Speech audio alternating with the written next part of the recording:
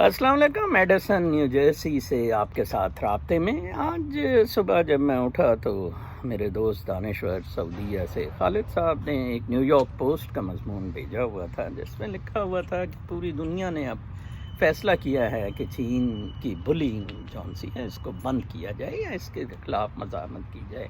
میں نے ایک ویلاگ میں کہا تھا پچھلے دنوں کانگریس نے بھی ایک قرارداد پاس کی جس میں اس کو چین کو بڑا لتاڑا گیا ہے ہانگ کانگ میں زیادتیوں پر.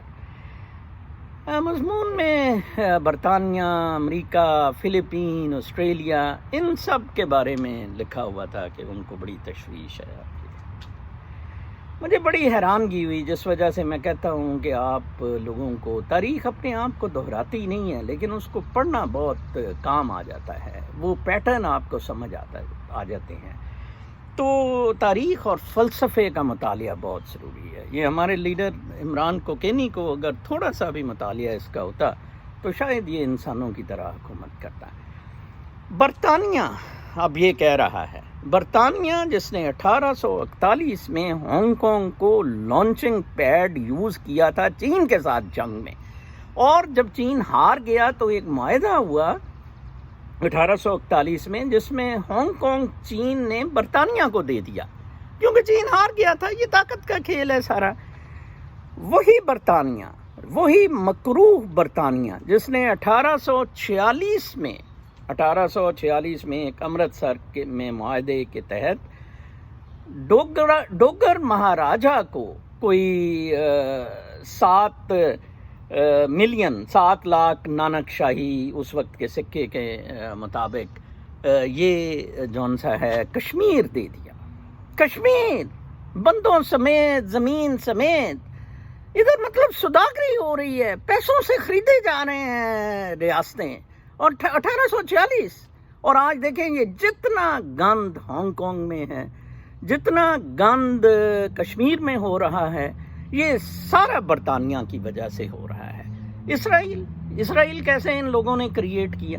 یہ جو میں ٹی شرٹ پہنی ہوئی ہے یہ ایک بڑا مشہور امریکی بینڈ جیزیز ہے، یہ بلیکس کا ہے، اور انہوں نے جب اوباما کے وقت میں پولیس تشدد ہوا بلیکس پر تو بلیک لائیوز میٹر ایک نمبر بہت مشہور گایا تھا. اب آپ دیکھیں کہ بلیکس یہ حالیہ گڑبڑوں کے باوجود ان کو کچھ ملا.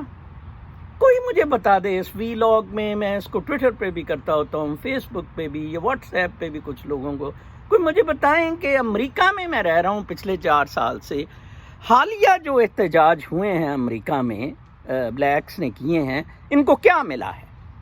ہاں میں بتا سکتا ہوں کہ ان کے ساتھ نقصان کیا ہوئے ہیں. جہاں جہاں انہوں نے امریکی جھنڈا جلایا، جہاں جہاں انہوں نے دکانوں میں لوٹ مار کی، یہ ڈاکیومنٹ ہو گئے ہیں کہ ان لوگوں نے یہ استادیاں کی ہیں. یہ سارا کھیل طاقت اور پیسے کا ہے.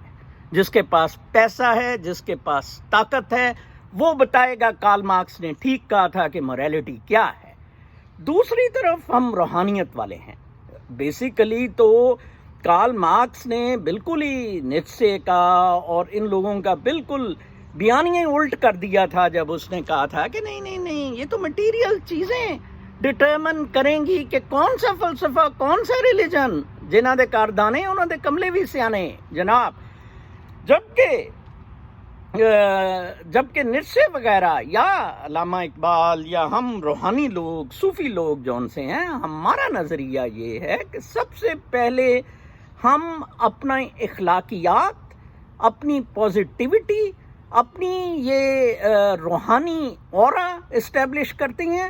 اس کے بعد ڈٹرمن ہوگا کہ ہم نے کیا کھانے پینے کے لیے یا کیا کرنا ہے. کھانا پینا ایک مینز ہو سکتا ہے، کھانا پینا بالکل اینڈ نہیں ہے، جو کہ کارل مارکس کا نظریہ ہے اور جس پہ اس نے کیپٹلزم کو ختم کیا.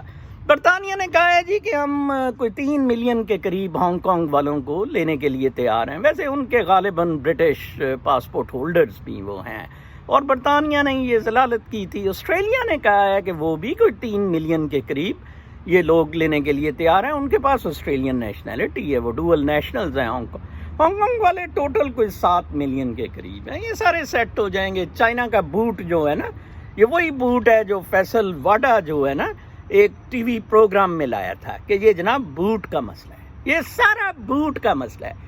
اس بوٹ سے کس طرح نجات حاصل کرنی ہے؟ ہم بہت غلط یہ سوچتے ہیں کہ اس بوٹ سے نجات کے لیے ہمیں جو ہے طاقت اور پیسے کی ضرورت ہے.